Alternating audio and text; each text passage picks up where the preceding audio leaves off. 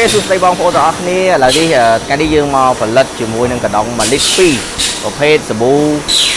ដោះខ្លួនហើយនឹងសក់បាទសក់ស្អាតមែនតើថ្ងៃនេះមកម៉ាស៊ីនរបស់យើងវាយបាន2ម៉ូតតែម្ដង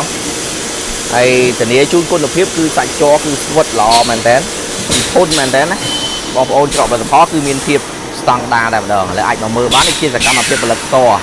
បាទម៉ាស៊ីននេះគឺយើងផលិតម្ដងถึง2ម៉ូតតែម្ដងបងប្អូនទាំងគ្នាម៉ូតទី1បានចេញហើយ